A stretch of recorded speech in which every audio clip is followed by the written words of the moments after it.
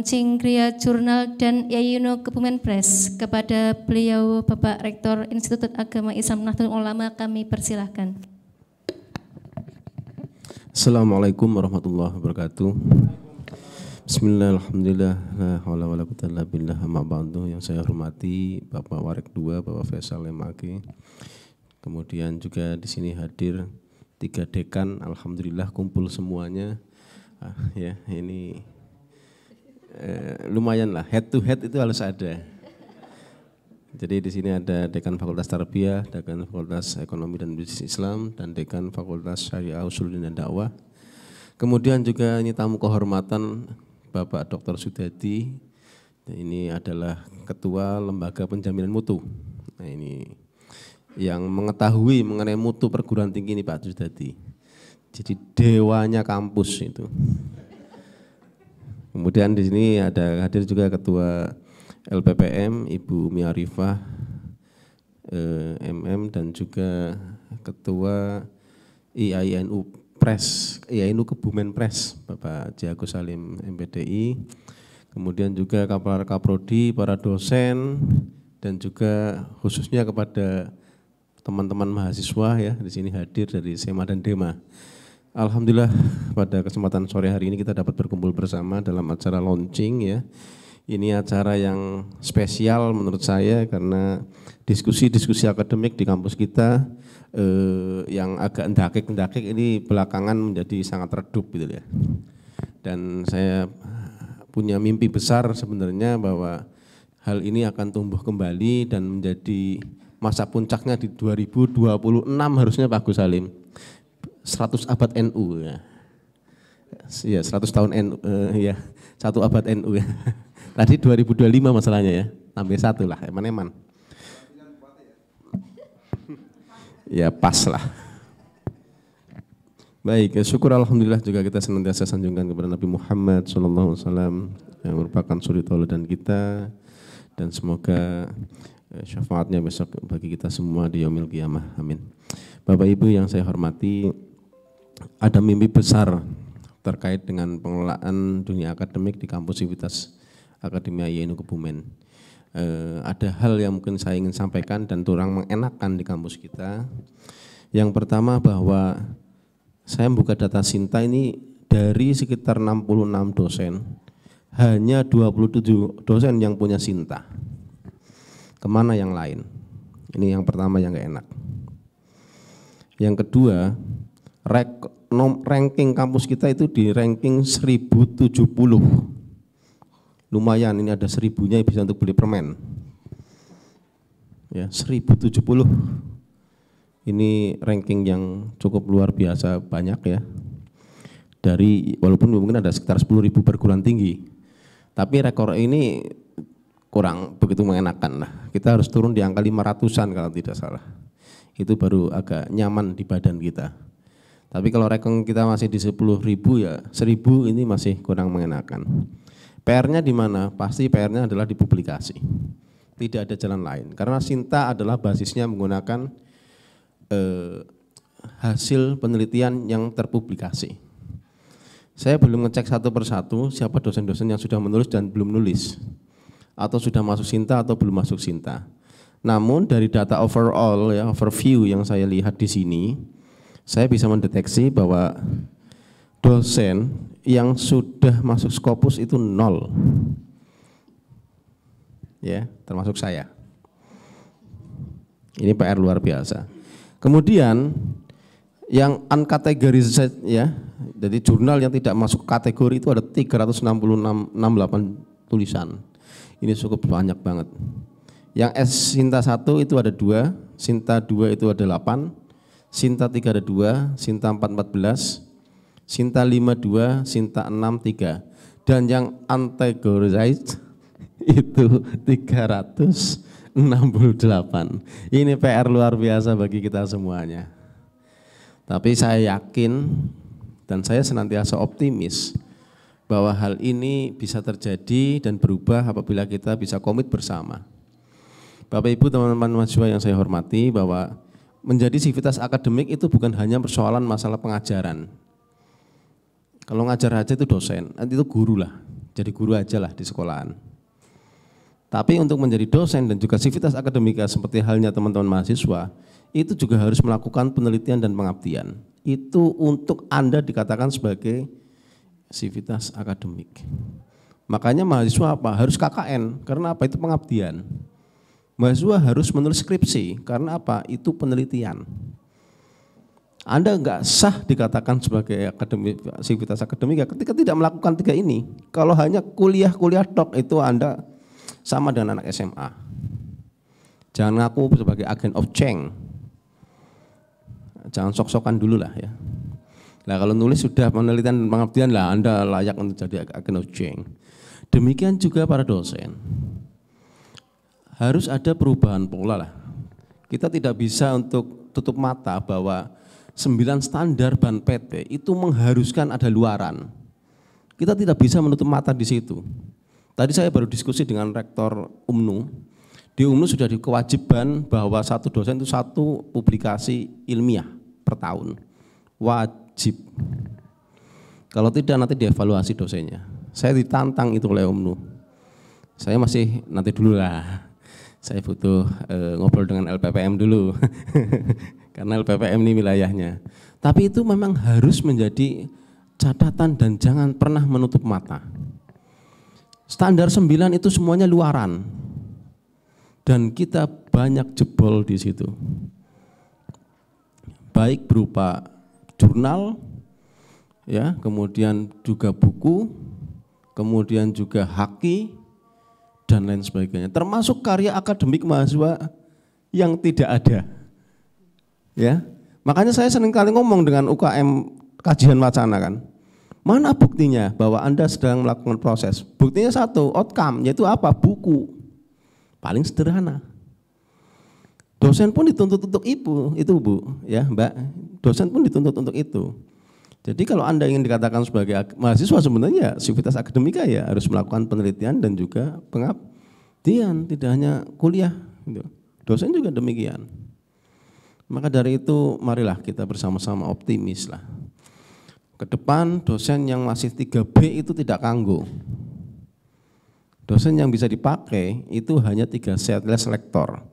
Buktikan aja di Litap Dimas, bisa enggak yang masih asisten ahli itu menjadi ketua peneliti? Enggak bisa. Itu belum insan kamil itu ya, itu masih belum balik lah ibaratnya seperti itu. Jadi mau tidak mau memang harus tekun juga untuk bagaimana kita semua ya memprediksi tahun berapa sebenarnya nanti kita sudah sampai lektor. Itu sudah didesain lah oleh kita sendiri. Insya Allah saya lagi mendeteksi dengan bagian umum ya untuk dosen-dosen yang nantinya belum ke 3C ya nanti kita bantu untuk mengingatkan. Kita akan senantiasa bantu untuk mengingatkan. Termasuk persiapan-persiapannya karena seringkali sudah pingin ke 3C tapi jurnalnya belum ada.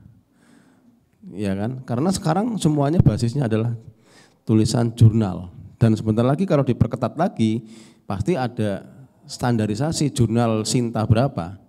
Sekarang mumpung lagi mudah dikumpulkan, tapi besok sebentar lagi pasti Sintanya akan dilihat. Bahkan sebentar lagi mungkin sampai Scopusnya gitu loh. Banyak teman-teman kita yang agak kesulitan ya karena di aspek Scopus dan lain sebagainya gitu loh. Maka dari itu saya memandang positif sekali inisiatif dari LPPM dengan banyak komponen-komponen di dalamnya dengan membuat rumah atau membuat Gria Jurnal.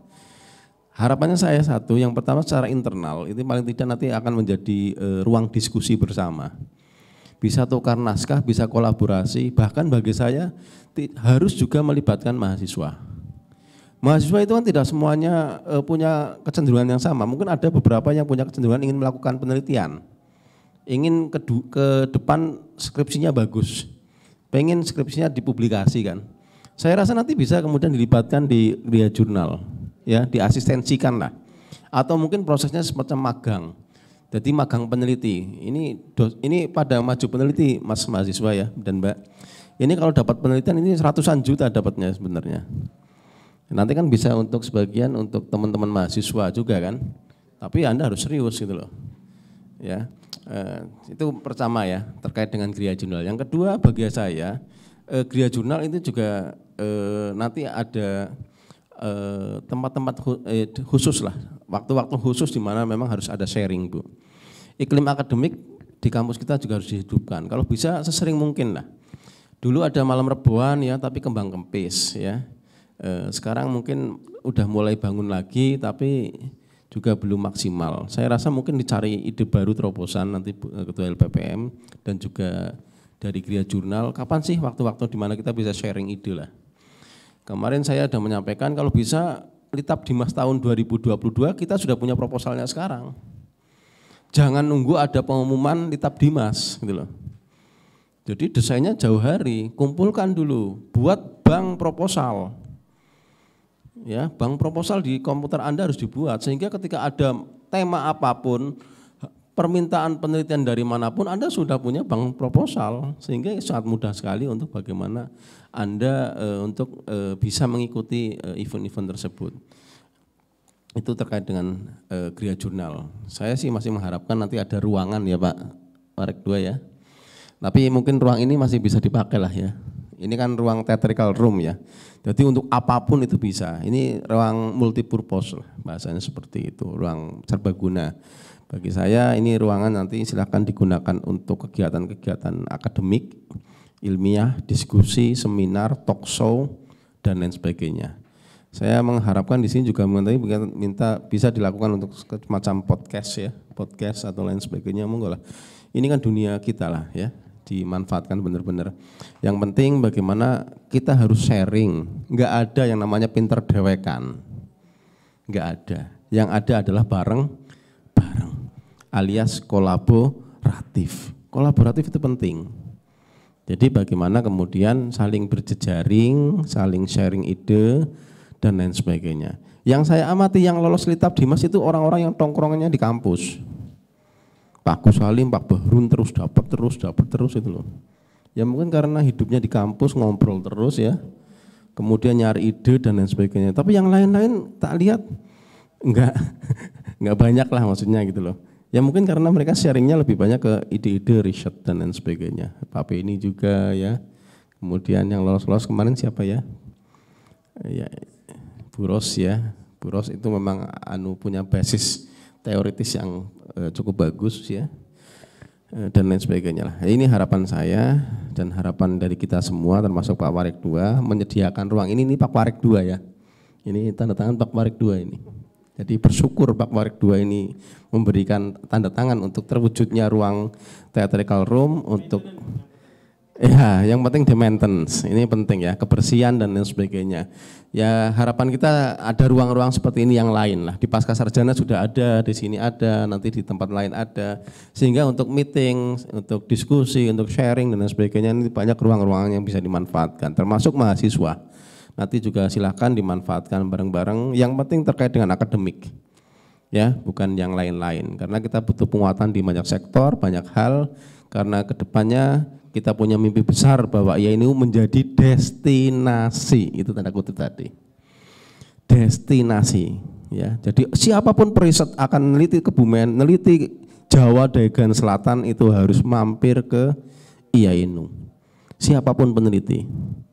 Jangan sampai mereka malah mampir ke tempat lain, tapi harus mampir ke tempat kita. Untuk apa? Karena yang punya datanya kita. Mimpi besarnya adalah kayak gitu secara akademik. Sehingga apa? Bergening IAINU Kebumen dalam wilayah akademik di Indonesia, tidak jadi. Saya mimpinya sebenarnya bukan hanya di Kebumen atau Jawa Tengah, sebenarnya Indonesia saya mimpinya gitu loh. IAINU akan semakin berkibar. Itu harapannya, semoga kita senantiasa punya energi yang berlebih, punya spirit yang bagus, kemudian juga senantiasa paham bahwa kita posisinya adalah sebagai sivitas akademika yang punya tridharma perguruan tinggi, yaitu pendidikan, penelitian, dan pengabdian. Itu prinsipnya. Terima kasih atas semuanya. Mari kita apa? Launching ya? Launchingnya pakai apa? Oh, nanti dimarahin Pak Bahrun loh. Katanya nggak boleh dipotong, harus gugur gunung. Ya orang Jawa lama kayak gitu biasa. Baik, mari kita dengan membaca basmalah bersama, kita launching Gria Jurnal dan juga IAINU Kebumen Press. Semoga IAINU Press dan Gria Jurnal akan mendapatkan berkah dan menjadi lebih baik dan membawa nama baik IAINU Kebumen ke kancah tidak hanya lokal tapi juga nasional. Bismillahirrahmanirrahim.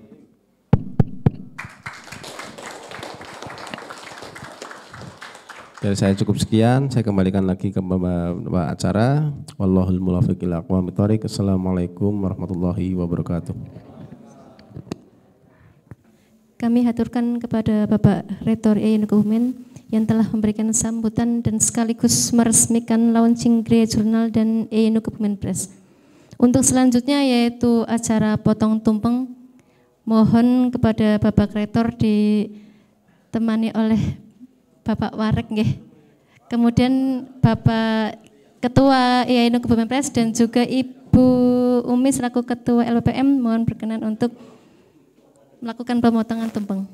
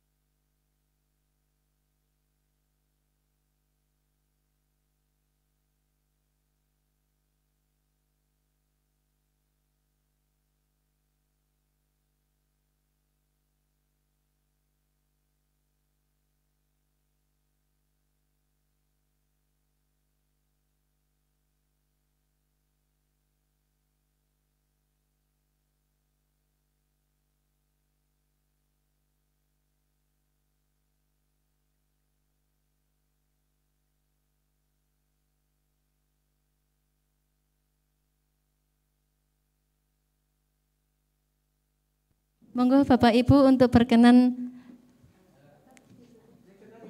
langsung. Oh nggih. Oh nggih ya. Jadi untuk acara selanjutnya yaitu lain-lain. Nah, untuk acara lain monggo Bapak dan Ibu langsung menyerbu.